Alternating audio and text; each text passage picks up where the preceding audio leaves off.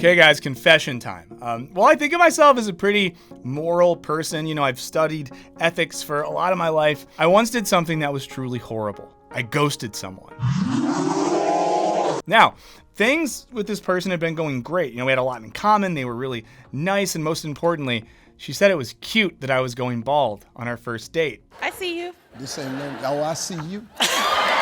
But then after seeing her a few times, something really horrible happened. I was watching college basketball, and then she turned off my TV and then turned on some form of pop punk music on her iPhone and said, let's just listen to music instead. And at that moment, it was over for me. I had lost that loving feeling. And I imagine in the recent weeks, some of us might have been tempted to do some ghosting of our own. Because in the wake of a really contentious election, a lot of people seem unable to deal with the fact that folks who they liked, that they thought were good, then voted for someone whose overall vibe rhymes with smashist. And it's not just happening with personal relationships, as folks have been blaming entire populations for their complicity in Trump's election. Posts like this are going viral, implying that people in Flint, Michigan deserve lead in their water because their county turned up red on an electoral map. Which leads me to ask, what is going on here? You know, how can people disown their family members and wish ecological harm on entire cities? You know, ghost environmental lawyers who like bald guys. These situations all treat reality like a simple matrix of good or bad, moral or immoral, future wife or eternal enemy. And ideally, we would see that reality is more complex or nuanced than these black and white reactions. You could put half of Trump supporters into what I call the basket of deplorables. And that we can't separate voting patterns from underlying economic and social conditions, or, you know, realize that liking Hot Topic music doesn't make you unworthy of love. Okay, so today we're going to try to understand all of this via the psychoanalytic concept of the paranoid-schizoid position. And I think if we understand the psychoanalytic concept, not only will we better understand our own minds, but it can help us understand what's going on societally when we're all falling into this sort of black and white thinking, and even help us understand how we can avoid it. But before we get into it, I want to give a shout out to this video sponsor, Private Internet Access. Now, Private Internet Access is a VPN. In case you don't know what that is, I'll tell you. So whenever you're browsing online, your device is transmitting a ton of information which can be viewed by hackers or anyone looking to make money off of your personal data. Now, a VPN, a virtual private network, helps you keep your data secure while you're browsing. Think about it this way, right? You wouldn't go to the beach without putting on sunscreen because you know you'd get burned. And in this case, having a VPN is like a bunch of SPF that protects your data and internet activity. And I'm a huge fan of VPNs, not just for safety, but for fun stuff too. Like, did you know that Netflix has different things in different countries, sometimes shows that we don't get here? But with private internet access, I can just go on a global journey and tell the internet I'm in a bunch of different places and see what sort of cool shows and movies pop up. And even better, private internet access is not just for your computer. It's available on a ton of different devices and on all platforms, including Windows, Mac OS, Linux, Android, and iOS. And there is no limit on the number of devices. With one subscription, you can protect your entire household. Private internet access never records your data, and they have a strict no logs policy, putting them head and shoulders above all the other VPNs. Now, if you go ahead and click the link in the description, you'll get private internet access for 83% off the regular price, plus 4 extra months of protection free. That works out to just $2.03 a month. Stay safe when you're on the internet and check out private internet access today. But for now, let's get back to the show. Okay, so let's start with an example to understand this, right? Imagine you just had a fight with your best friend because they said something like, you know, the Grateful Dead is noodly crap music for hippies who smell like dumpsters outside of a dispensary. At first, you might be incensed at their sheer stupidity, but after you have a second to chill out, you realize that, you know, you don't really like their preferred music either. Techno that sounds like how bad drugs feel. And honestly, who cares? Because they're a fiercely loyal and deeply empathetic friend. Go back, Sam! I'm going to Mordor alone. Of course you are. And I'm coming with you!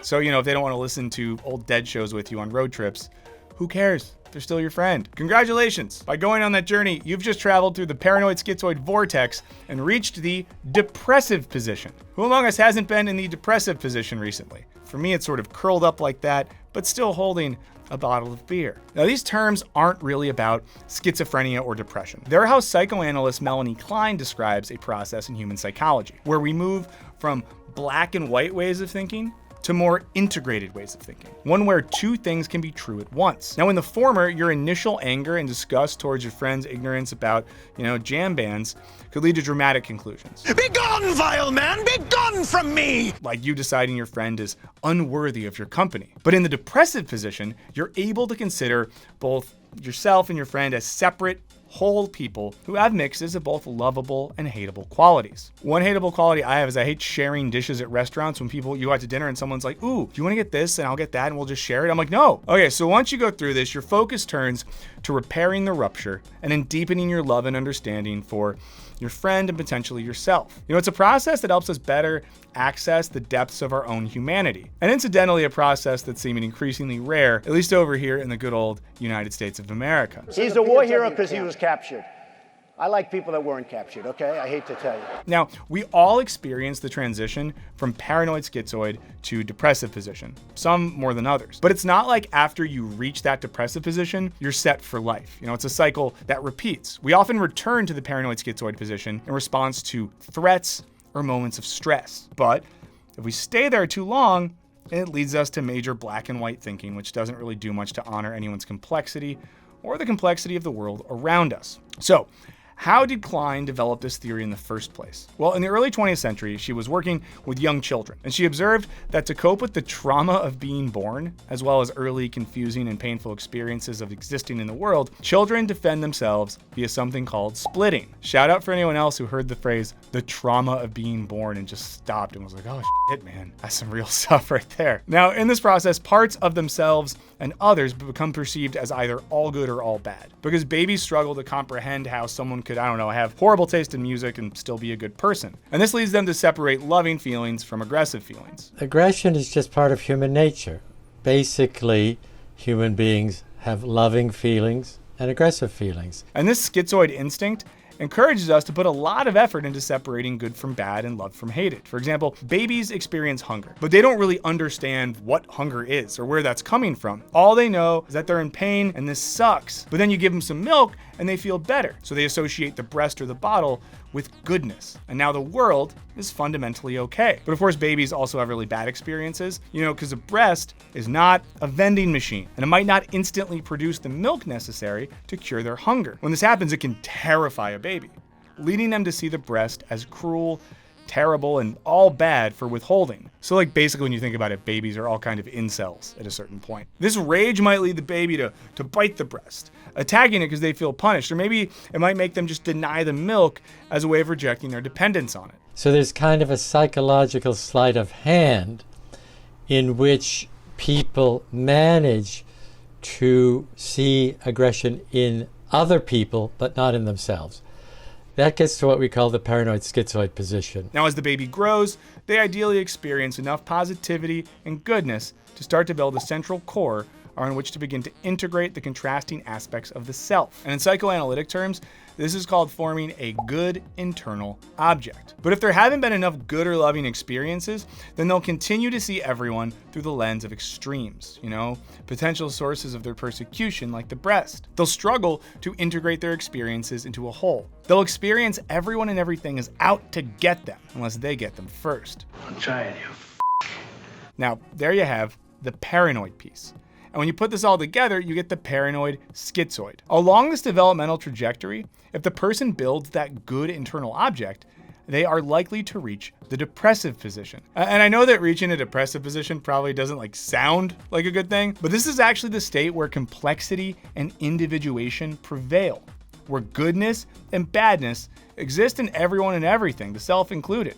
For example, as the baby gets older, they may realize that the caregiver behind the breast or bottle has a lot of other things to do. Sure, they're supposed to feed and nourish you, and hopefully you can count on them to do so, but they won't always come at the exact moment that you desire food. And you start to see them as a mix between good and bad. You start to reconcile your hate with your love.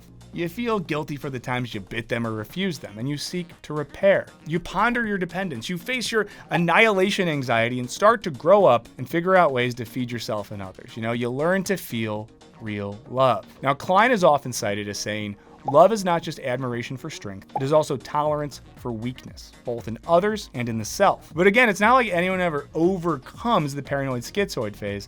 and graduates into a permanent depressive state. Rather, Klein saw these positions as transient states of mind. The paranoid schizoid, for instance, defends against the depressive, and especially in times of stress, can even be useful. You know, if someone's trying to break into your house with a big knife, do you want to be in the depressive state and be like, well, technically, the person breaking into my house with a knife, they may have gone through some stuff in their childhood that led them to this position, and boom, you're stabbed! If you were in the other position, you would just be like, holy shit, knife guy all bad, me all good, going to live by. However, it can also signify a moment of regression or a stunted state of development. In other words, when life gets really stressful and scary, we all start thinking like babies. Even though we're talking about a psychological phenomenon, the paranoid schizoid process has direct social effects. And many have applied Klein's framework to better understand American history and culture. Okay, so let's go back to the beginning, when the land that we now call the Americas was discovered by colonists. And at the time, it was also already very much occupied by human beings. But the colonizers, right, they constructed a narrative about this new world. This new, amazing, all good place good Europeans could go to start a fresh and glorious life. And any threat to their idealized narrative, such as the presence of native people, threatened their story, and therefore had to be all bad. It of course helped that they had God on their side to convince them that they were the good ones. To uphold this tenuous narrative, they employed a paranoid schizoid position to rationalize their domination and annihilation of native people in their land. Now, human beings have a conscience, and thus we have the capacity to feel guilty for harming others in the environment. But the paranoid schizoid position is super good at staving off that guilt. And it's good at finding reasons and systems to rationalize unconscionable behavior. And that's how we get things like white supremacy and homophobia, the free market, you name it. We see paranoid schizoid metaphors in contemporary politics when it comes to stuff like the border wall and immigration. Now here the focus is on maintaining a narrative of natural Americans as being all good and migrants as being so entirely bad they're not even human. Build that wall. Build that wall. Build that wall. Build that wall. Any nuance disappears. Like, say, considering that actually the US government has aided and abetted dictatorships, genocides, and the massive extraction of natural resources in many of those migrants' countries of origins, thus making life there increasingly untenable. No, we don't have time for that sort of thinking. But let me be clear. Contrary to allegations against Israel made by the International Court of Justice, what's happening is not genocide. And this all exemplifies the paranoid schizoid split between good guys and bad guys. And our media, history, and social systems are just filled with this way of thinking. That there are simply good and bad people, like it's an inherent quality. I'll be honest, I struggled with this so much when I was younger. I've been politically idealistic for most of my life, and when I started to get idealistic, I struggled with thinking like everyone who believes the good stuff is good and anyone else is bad, and it's just not a really productive way to live. Now, while anyone is capable of doing something good or bad, that doesn't mean they're bad or good at a fundamental level. Like a murderer could hold a door open for you.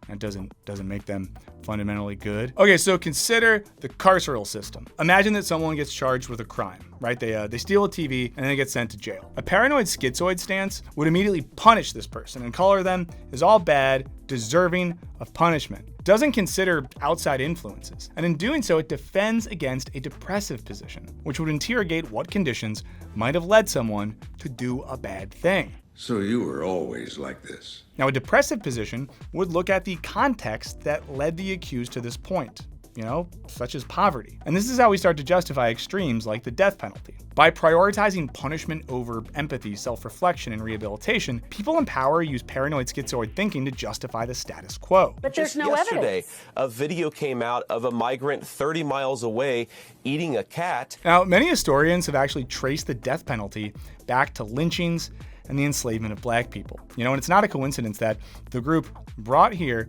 and enslaved against their will is most likely to be identified as all bad and deserving of annihilation. It's easier to think that you're a good Christian slave owner when you come up with a narrative in which the enslaved person isn't really a person. Dehumanizing your perceived enemy is a highly effective way of staving off guilt for your wrongdoing or that of your ancestors. So psychoanalysts have actually linked racism to the paranoid schizoid position. A 2021 article by psychoanalyst Ebony Dennis applies the paranoid schizoid position to white supremacy and draws a parallel between the baby's annihilation anxiety and dependence on the mother and the colonial white self's annihilation anxiety and dependence on the black slave other. She postulates that whiteness was created in order to distance white people from the racialized other, thereby holding whiteness as all good and then sort of staving off guilt for oppressing the all bad object. No, I'm not saying white people aren't evil either, because I know we're evil.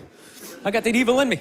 And to be clear, the object here is just a person, just a human being. But of course, while white people exploited and enslaved black people, they were also dependent on them for providing free labor. They needed them to work rather than, escape or rebel. And so enslaving people then staved off their fears of not being able to survive in an unfamiliar land. So even in a story of dominator and enslaved, in which we don't see a lot of interdependence, there was still an incredible amount of dependency. One dominated the other to stave off fears of being dominated, either by the other or by environmental conditions. And Dennis argues that these dynamics persist today through intergenerational transmission, such that if the oppressed doesn't fulfill the needs of the oppressor, be they physical or psychological, the oppressor continues to oppress in order to restore psychological equilibrium and maintain the status quo. If you guys want to know more about this, I recommend the work of Frantz Fanon. We've talked about him in a few recent videos. He's a philosopher and psychiatrist that really gets at the psychology of colonization and how it affects both the colonizer and the colonized subject. His book, Black Skin, White Masks, is really good on this, so do check out Fanon if you have not already. Now, Dennis argues that paradoxically, this process also oppresses the oppressor. Quote, the intoxicating influence of whiteness creates a vapid space in which thinking is impeded, defended against. Such defense structures obscure the ability to accurately perceive reality, and up until recently have stifled curiosity about the psychological impact of slavery on whites. And this split between good and bad also produces a split in the self, where weak and needy parts are unintegrated, and strength is hollowly celebrated, coalescing in a vulnerable egoism. I mean, to think about this in more contemporary dudish terms, it's sort of like being strong and is good and having emotions is bad, Being an alpha is good and being a little beta bitch boy is bad. That sort of stuff. And these stories of superiority not only continue to oppress the racialized other, but also unfairly pressure white men and people in general to attempt to fulfill this perceived legacy of dominance and superiority in all areas, and can lead to feelings of inferiority if they do not. I feel like this explains a lot of the weird stuff in the manosphere and areas of this website, where men have some pretty weird ideas. I don't know what the opposite of a shout out is, but opposite shout out Andrew Tate. Big opposite ups to Andrew Tate. And this split hurts everyone in different ways because it is not truly reflective of the human condition, which again, as Klein would say, is a mix of weakness and strength, love and hate, goodness and badness. Sound just like me. If the paranoid-schizoid position can be used to understand how some very bad stuff like racism, colonialism, and political divisions are upheld, well, then, maybe we can use it to understand our own lives, and maybe that'll help us to solve some of our biggest societal problems. And we've said this before, but let me just emphasize again, it's not that we're trying to avoid this, right? The paranoid-schizoid position at the level of our individual development is unavoidable. We don't have to be ashamed of it. It emerges to help us grapple with scary and unfamiliar things. But it's not our final destination. It's a process that we work through. And we can even see the paranoid-schizoid position as an invitation to arrive at the more integrated depressive position. And because this is all happening internally, we're not necessarily cursed to repeat these psychological patterns at the social and political level. So in that sense, what I'm saying is the position isn't all bad, right? It is a natural thing at one level, but it can become a very bad thing when projected outwards onto others. And again, we need it to avoid complete overwhelm. In the face of mortality and you're gonna lose people and financial struggles and all of these things that are so unknown, to have some security, I think probably is very seductive. In moments of stress and anger, we look for security and certainty. Sometimes we do need a concrete yes or no, and we can worry about moving on to the depressive position later. We all subscribe to some kind of narrative of what makes sense in the world. Maybe there is no sense in the world. We all have to either create it or be nihilistic. So this thinking can offer security so long as we can eventually interrogate it and think about where it's coming from. Here's what my buddy Frank Yeoman has to say. It's extremely comforting to think we're the good ones, the others are the bad. I think the challenge to society is one of education. How can we educate people to not shy away from complexity? How can we educate people to embrace it and appreciate it rather than be threatened by it? And this, of course, all plays back into the political tensions that folks are feeling right here in post-election America, where various demographics are just being thrown under the bus for being the bad guys who ruined it for the good guys. And here, I think one final comment from Yeoman will be helpful. The trick is to have that fervent energy and not totally vilify the other, to be able to maintain some empathy with the other, to understand the other's position, because once it's all vilification, the dialogue breaks down. So guys, not to be too corny, but it really does feel like we're in a time where empathy and curiosity and dialogue are going to be a lot more useful than whatever else it is we've been trying. And if we can access those feelings by just embracing a weird part of our own psychology, then hey, to me, that seems like a good thing. Now, in the meantime, don't stay in the depressive state for too long.